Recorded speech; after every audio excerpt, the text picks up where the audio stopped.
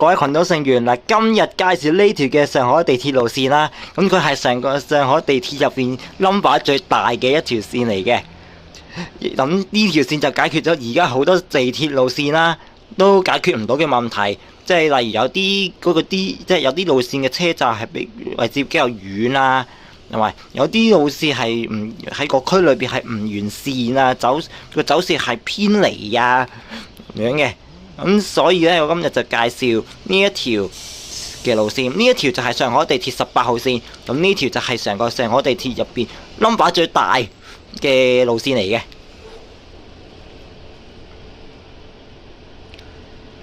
嗱，咁先介紹下呢條上海地鐵18號線先啦。咁呢條線就係由航頭啦，即係浦東新區嘅航頭，咁就開往康文路，咁以前去到長江南路。咁呢條線就解決咗紅磡同周浦地區嘅交通問題。咁呢條線有一個特點就係全線都係安裝咗無線充電嘅，係啦，即係每一卡車都有個無線插電器。咁如果你部機支援唔到無線充電，咁其實每一個無線充電嘅下邊有個 USB 嘅插頭嘅，係啦，咁你可以用 USB 嚟插電嘅。咁同埋18號線係無人駕駛嘅。嗱，咁18號線最大改善到嘅就係航頭同周浦嘅交通薄弱問題。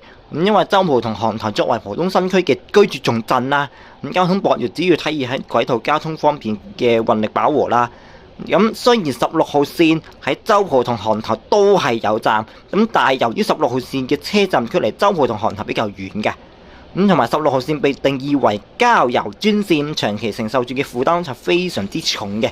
咁我下次就會介紹16號線嘅，咁同埋18號線就彌補翻周浦同埋航頭嘅中心區嘅，咁舒緩到16號線喺航頭同周浦嘅壓力啦。咁16號線喺周浦同航頭嘅車站全部喺晒東邊嚟嘅，咁18號線嗰啲車站喺晒中心區嚟嘅。咁另外仲有一個解決到嘅地方就係康橋，係啦。咁康橋以往只靠11號線啦，咁因為你家靠11號線係唔夠嘅。咁18號線途經康橋啦，令到康橋居民就唔再依賴11號線啦。咁同埋由於11號線存在路線過長嘅問題啦，咁上次介紹11號線嗰陣時已經介紹過噶啦。咁由上海迪士尼啦去嘉定或者去昆山係需時要2個鐘嘅，係要你搭11號線係超耐嘅，考驗人耐性嘅。11號線係即係由總站到總站係要搭2個鐘嘅。係啊，呢條11號線，因為上次話過啦，呢條11號線全長係82公里啦，係世界最長啦，同埋第一上海首條嘅跨市嘅地鐵啦。咁上次介紹過噶啦，咁同埋18號線啦，喺康橋啊，能夠支援到康橋嘅交通。咁因為11號線係康橋嘅交通唔夠完善嘅，係唔夠全面嘅，因為係11號線係康橋得2個站。就係康新公路同埋秀園路站，咁呢2個站啦，都係喺晒東邊同埋東南邊，咁未能夠深入到去康橋嘅中心，咁所以18號線就深入到康橋嘅中心，咁就舒緩到11號線嘅問題，係啦。咁同埋周浦同航頭喺16號線、18號線嘅車站係有分別嘅。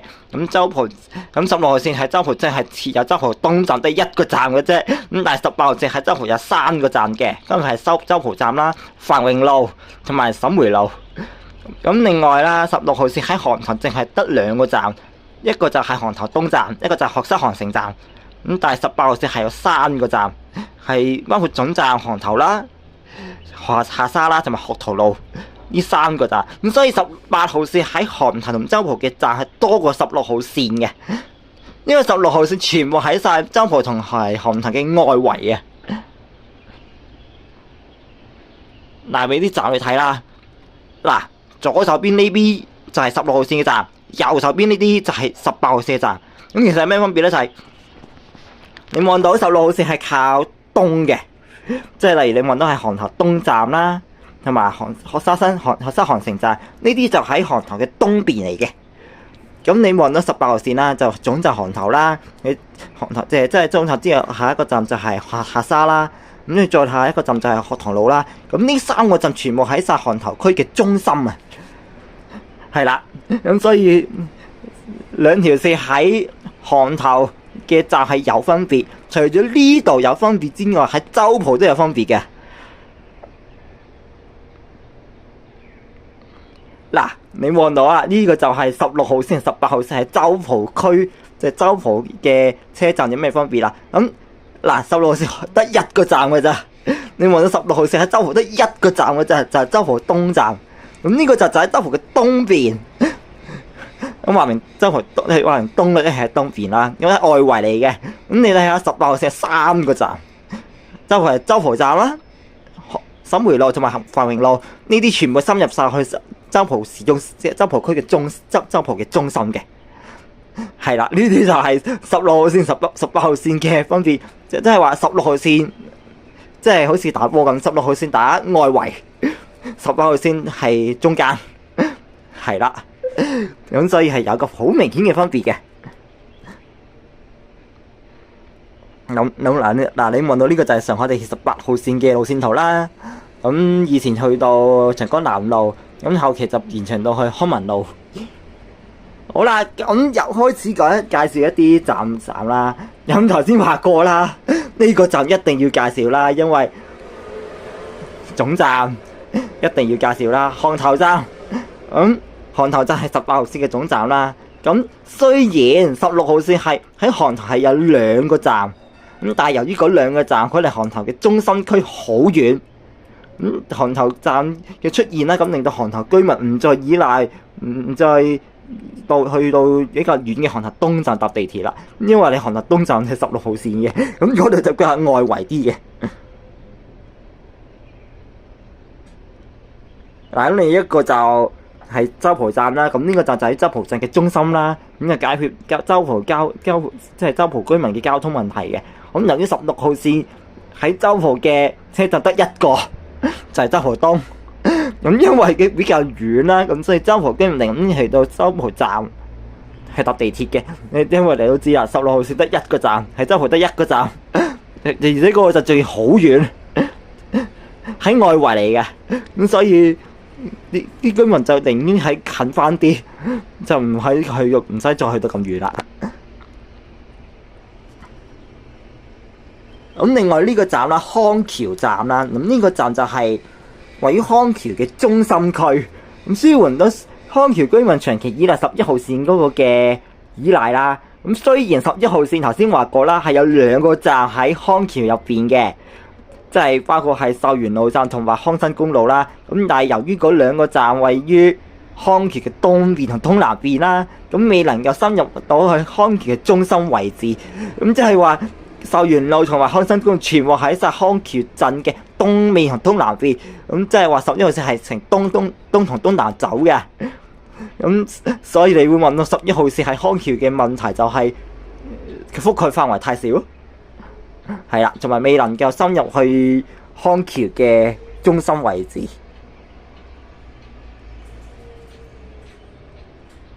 咁呢個站叫做長江南路站啦，咁就其實就係以前18號線嘅總站。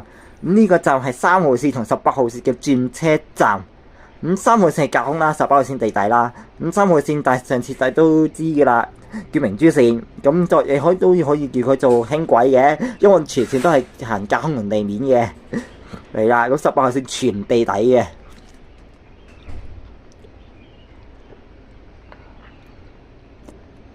好啦，呢個站叫呼蘭路站，咁呢個就係1號線同18號線嘅轉車站，咁同長江南路站一樣啦。咁呢個站1號線就係架空嘅，18號線地底嘅。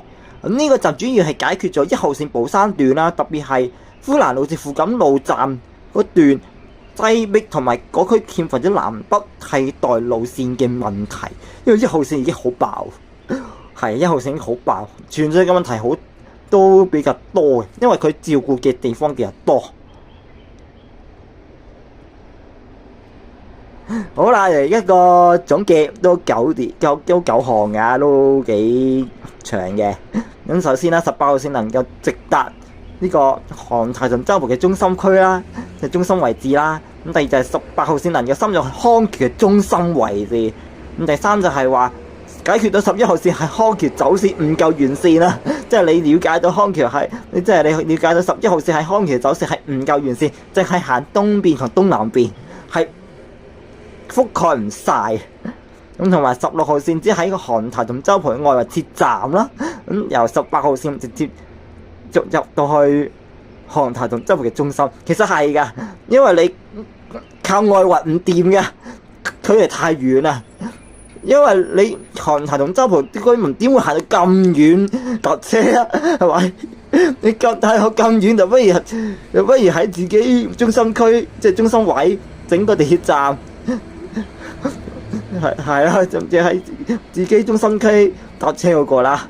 咁所以點解就18號線直接入到去韓頭同埋周浦嘅中心區，咁解決咗16號線淨係行外圍嘅情況係解決到。